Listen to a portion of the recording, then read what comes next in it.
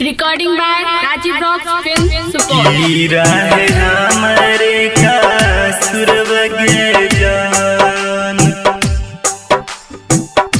राह देख चारू हर बगे जान। हीरा है हमरे का सुरवगे जान। अखनी अहाँ सब सुन रहल छियै सिंगर सिस्मार के आवाज में। तोरा याद में रोपैया खिया,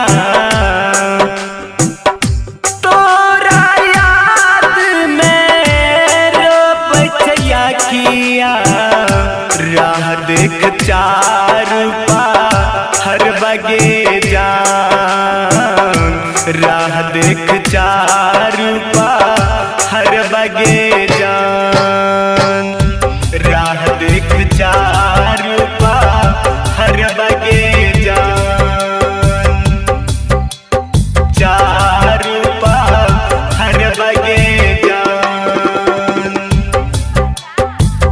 हीरा है हमरे का सुरवगे जान, चारू हर बगे जान।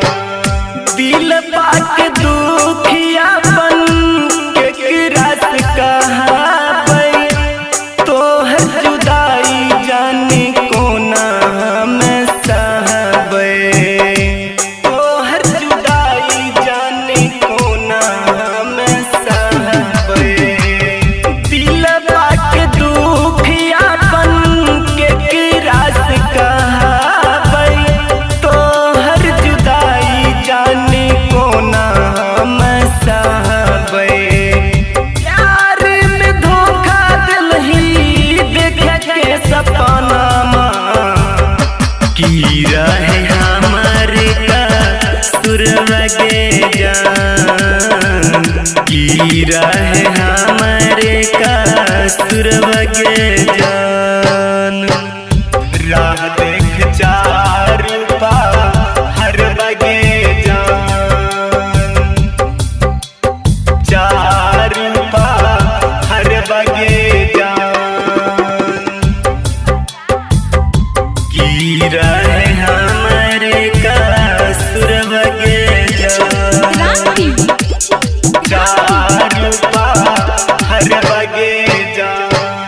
काहे चोराई कर रौशन धोखा हमरा दिलही, गायक शिव से कैल वादा से बेटा भूलैलही, गायक शिव से कैल वादा से बेटा भूलैलही। काहे चोराई कर रौशन धोखा हमरा दिलही, गायक शिव से कैल वादा से बेटा भूलैलही। झूठ वादा करी के सपना देखलही, चल गेली छोड़ के हर बगे जान, चली गेल छोड़ी के हर बगे